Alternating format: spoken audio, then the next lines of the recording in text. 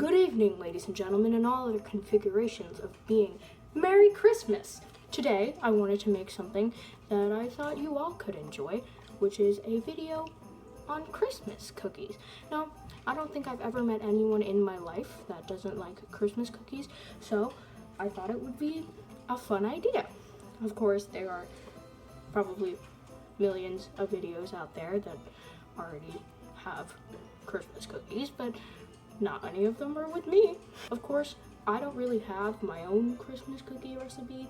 I've actually never made Christmas cookies before, but I'm stealing one from allrecipes.com, which you can find the link to in the description of this video, and you can make it yourself, but I will be walking you through all the steps just in case you just want to watch me do it.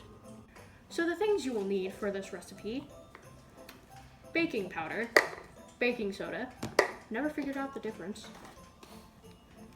a box of butter, really you might only need about 1 stick, pure vanilla extract, 1 egg, I have 12, sugar, which totally doesn't look like cocaine, I promise it's not cocaine, and flour.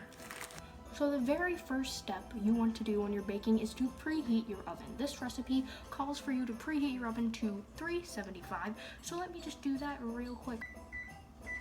Okay, oven is preheating, so we can move on to the next step. So it says that in a small bowl, we need to stir together all of the dry ingredients. That includes flour, baking soda, and baking powder. And that was a time that you would want to get out all of your measuring tools because we're going to actually start baking. So for this recipe, you will need 1 teaspoon of baking soda, a half a teaspoon of baking powder, and 2 3/4 cups of flour. The recipe just calls for you to use a small bowl, but because we're fancy, I'm going to be using a stand mixer. Baking soda. There we go.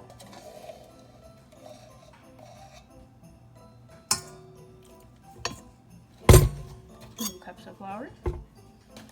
And 1, 2, 3. We might have made a little bit of a mistake putting the dry ingredients in the mixer instead of putting them in a separate bowl. So you should probably follow the recipe instead of following me. But it's fine. We're gonna just pour the dry ingredients into a separate bowl, and then we can put our wet ingredients into the mixer and mix it properly. Put the rest of the dry mixture into this bowl after our little mistake. Our next step is to cream together the butter and the sugar, which I will use the stand mixer for, which is probably what you are actually supposed to do in the first place. 1 cup of sugar, half a cup of sugar. For this recipe, we only need 1 egg, so that's all I'm gonna crack in here. But this doesn't for nothing, but oh well.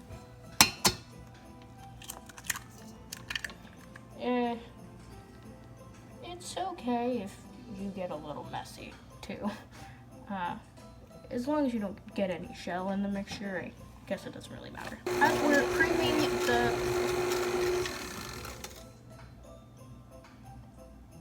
It seems I've made another mistake.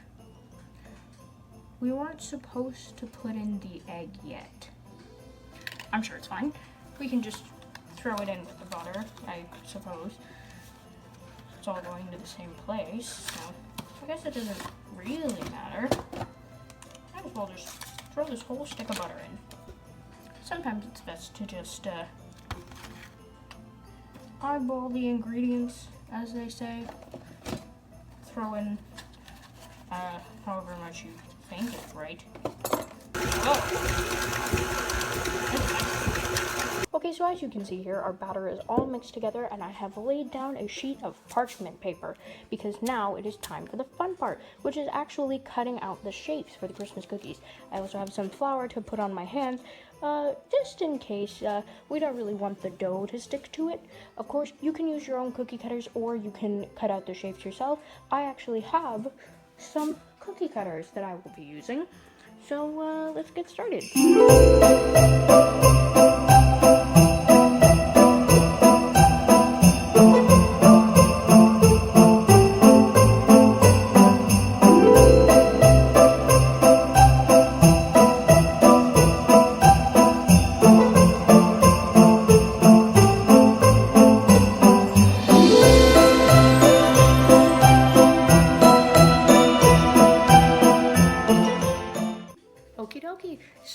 now I have cut out all of our cookies, and all that is left to do is put them on the baking sheet and pop them in the oven. Here are what they look like. I did a Christmas tree and a snowman and a gingerbread man, and then I made the rest snowflakes because I kind of got bored of all of the other cookie cutters. I have put them all on the baking sheet. Here they are, and we're just about to pop them into the oven. Now, we had some casualties. Our gingerbread man sadly fell apart, and I had to put him back together, but there was an attempt. We do have a lot of leftover dough, but I'd rather not bake Christmas cookies all night, so we're gonna wrap it up and save it for later, and you guys can all do the same.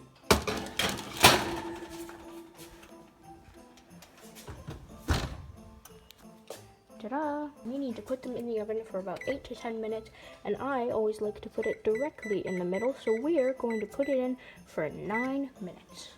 And now all that's left to do is wait.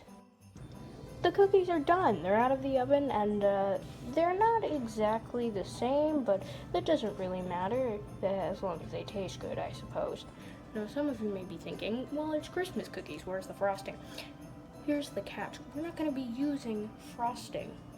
We'll be using Nutella, and if you don't like Nutella, which who even are you if you don't, you can use real frosting, but I just think it would be a lot more interesting.